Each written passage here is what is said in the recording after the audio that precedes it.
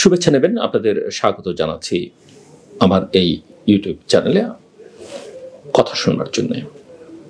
ইতিমধ্যেই সরকার কর্তৃক গঠিত 4টে সংস্কার কমিশন তাদের রিপোর্ট প্রধান উপদেষ্টার কাছে জমা দিয়েছেন এবং এইসব রিপোর্টকে কেন্দ্র করে এখন রাজনৈতিক অঙ্গন সরব।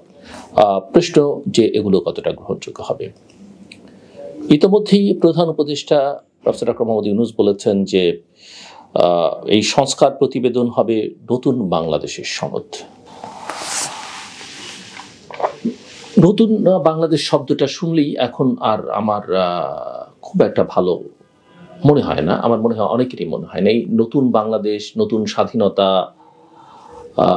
সবকিছু নতুন করে দেখবার চেষ্টা, এতে দোষের কিছু নাই এবং এটা হতেও পারত। কিন্তু গত 5 মাসে যা হয়েছে, বিশেষ করে যারা দায়িত্বে আছেন তাদের একটা অংশ বা তাদের সঙ্গে সংশ্লিষ্ট এক অংশ যা করছেন, তাতে করে এই সব শব্দমালা এখন এক ধরনের আতঙ্কের নাম কারো কারো কাছে। গত বুধবার 4টে সংস্কার কমিশনের প্রতিবেদন অন্তর্বর্তীকালীন সরকারের প্রধান প্রফেসর মোহাম্মদ ইউনূসের কাছে জমা দেওয়া হচ্ছে। এই 4টে কমিশন হচ্ছে নির্বাচন কমিশন, সংস্কার কমিশন, সংবিধান সংস্কার কমিশন, পুলিশ সংস্কার কমিশন এবং দুর্নীতি দমন কমিশন সংস্কার কমিশন। এখন একটা ন্যাশনাল কনসেনসাস কমিশন করা হচ্ছে প্রফেসর মোহাম্মদ ইউনূস যার নেতৃত্বে, প্রফেসর আলী রিয়াজ যার ভাইস চেয়ারম্যান। তারা এখন রাজনৈতিক দলগুলোর সঙ্গে এইসব বিষয় নিয়ে আলোচনা করবেন। এমনকি যে আতঙ্কের নাম বললাম না, এখন ওই জুলাই গণ অভ্যুত্থানের একটা প্রোক্লেমেশন ঘোষণা করতে হবে, সেটা তখন হলো না কেন? এখন যখন করা হচ্ছে তখন এটা নিয়ে প্রশ্ন তুলবার সুযোগ আছে এবং যা ইতিমধ্যেই বেরিয়ে এসছে এটি নিয়ে রাজনৈতিক দলগুলোর সঙ্গে সংলাপ হচ্ছে। এবং আমি বলি যে রাজনৈতিক দলগুলো, বিএনপি তো বটেই, সব কিছুর সঙ্গে নিজেকে এনগেজ করছে, কিন্তু নিজের বক্তব্যটা দিচ্ছে। এমন কেউ কিছুকে প্রথমেই উড়িয়ে দিচ্ছে না বা বলছেন আমরা এর মধ্যে নেই, কিন্তু তারা তাদের বক্তব্যটা খুব স্পষ্ট করে জানিয়ে দিচ্ছে। সব মহলের সঙ্গে তারা একটা এনগেজমেন্টের মধ্যে যাচ্ছে। জুলাই গণঅভ্যুত্থানের মাধ্যমে ক্ষমতায় আসা অন্তর্বর্তীকালীন সরকার এই যে বিভিন্ন ক্ষেত্রে সংস্কারের কথা বলছে, এগুলো অত্যন্ত বাংলাদেশের জন্য প্রয়োজনীয়। বহুকাল ধরে এগুলো নিয়ে আলোচনা হচ্ছে এবং সেই সংস্কারের অংশ হিসেবে এই সরকার 2 ধাপে মোট 11টি সংস্কার কমিশন গঠন করে। আরও বোধহয় কিছু সংস্কার কমিশন, কারণ অনেক কিছু স্পষ্ট নয়, করা হয়েছে বা করা হবে এরকম একটা ধারণা পাওয়া যাচ্ছে, অন্তত আরও 4টি। এবং এই ন্যাশনাল কনসেনসাস কমিশন এখন এই সংস্কারের রিপোর্টগুলো নিয়ে রাজনৈতিক দলগুলোর সঙ্গে সংলাপে বসবে। তার আগে আবার এই 4টে সংস্কার কমিশনের মেয়াদ কিন্তু 1 মাস বাড়ানো হচ্ছে। এটাও আমি মনে করি একটা বুদ্ধিমত্তার পরিচয় যে তারা নিজেরা এখন যাচাই বাছাই করবে বিভিন্ন কমিশন একে অন্যের সঙ্গে আলোচনার ভিত্তিতে তাদের মধ্যে কোনো কনফ্লিক্ট আছে কিনা। কারণ নির্বাচন কমিশন, সংস্কার কমিশন একদম চাইলেও দেখা গেলো সংবিধান সংস্কার কমিশন তার উল্টো পথে হাঁটছে, সেটা যেন না হয়। আমি মনে করি this is also wise decision. গত অক্টোবরের প্রথম সপ্তাহে গঠন করা হয় নির্বাচন সংস্কার কমিশন, পুলিশ প্রশাসন সংস্কার কমিশন, বিচার বিভাগ সংস্কার কমিশন এবং দুর্নীতি দমন সংস্কার কমিশন। এর মধ্যে জনপ্রশাসন সংস্কার কমিশনও গঠন করা হয় এবং সংবিধান কমিশন। মোট 6টি কমিশন গঠন করা হয় গত অক্টোবর মাসে। এর মধ্যে বিচার বিভাগ সংস্কার কমিশন ও জনপ্রশাসন সংস্কার কমিশনের প্রতিবেদন জমা দেওয়ার যে সময় সেটা বাড়ানো হয়েছে।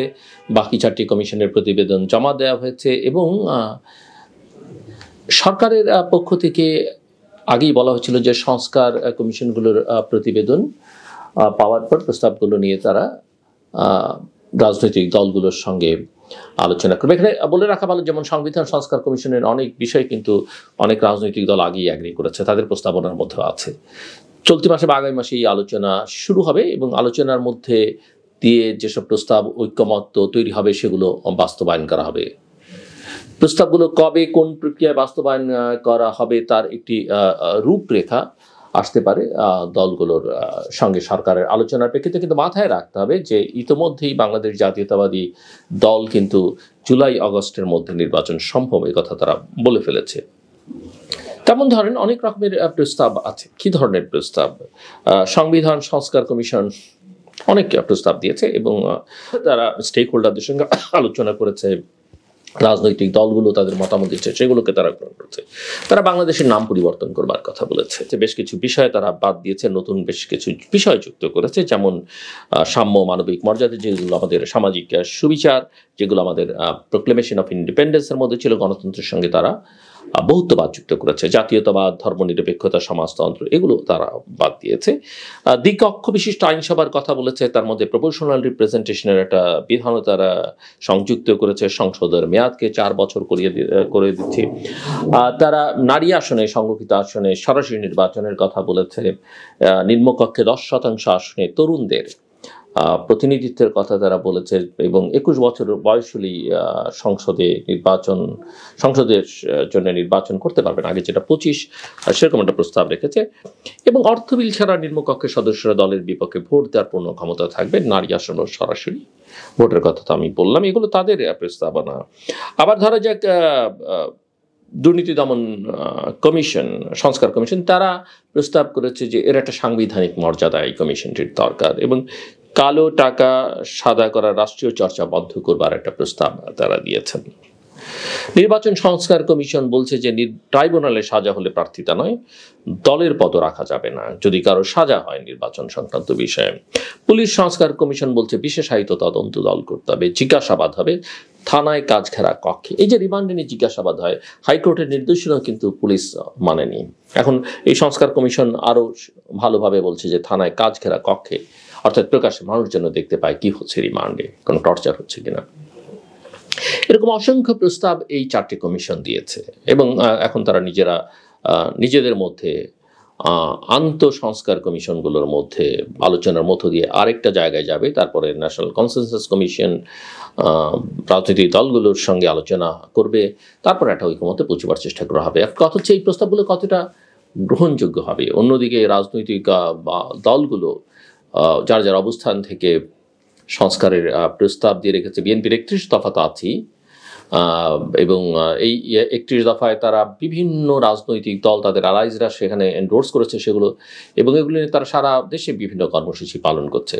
সরকারের সংস্কার এবং রাজনৈতিক দলগুলোর সংস্কার প্রস্তাবের মধ্যে ঐক্য এবং ফারাক কতটা মীমাংসা করা সম্ভব এই সরকারের পক্ষে, সেটা একটা বড় প্রশ্ন।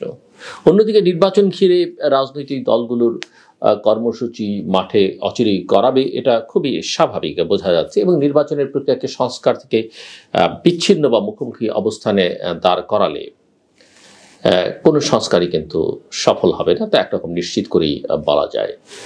প্রতিটি কমিশনের প্রস্তাব নিয়ে চুলচেরা বিশ্লেষণের সময় এখনো আসেনি, তবে আমরা আশা করব, ধারণা করছি যে বিভিন্ন গণমাধ্যমে এটি ইতিমধ্যে আলোচনা হবে। তবে প্রস্তাবের মধ্যে অনেক দরকারি বিষয় যেমন উঠছে, আবার রাজনৈতিক দলগুলোর জন্য চ্যালেঞ্জিং বিষয়ও থাকছে। কিন্তু সব মিলে জাতীয় ঐক্য, বিশেষ করে রাজনৈতিক দলগুলোর মধ্যে একটা ঐকমত্য প্রতিষ্ঠা করা ছাড়া এইসব প্রস্তাব কতটুকু বাস্তবায়ন হবে সেটা নিয়ে অনেক সন্দেহ আছে, এবং এই সন্দেহগুলো শুধু থাকছেই না, বরং এটা নিয়ে আরও সংশয় তৈরি হবে যে এগুলোকে যদি নির্বাচনকে প্রলম্বিত করবার একটা প্রক্রিয়া হয়ে থাকে, প্রক্রিয়ার অংশ হয়ে থাকে, তাহলে ভালো প্রস্তাবগুলো কিন্তু যে কমিশনের সদস্যরা এত কষ্ট করে এত কিছু করলেন, সেগুলো কিন্তু হালে পানি পাবে না বা কার্যকর হওয়ার প্রক্রিয়ার মধ্যে প্রবেশ করতে পারবে না। কাজে আমি আশা করি যে যত দ্রুত সম্ভব এই সংস্কারগুলো বিষয়ে একটা জাতীয় ঐকমত্য প্রতিষ্ঠা করা যায় ততই ভালো, এবং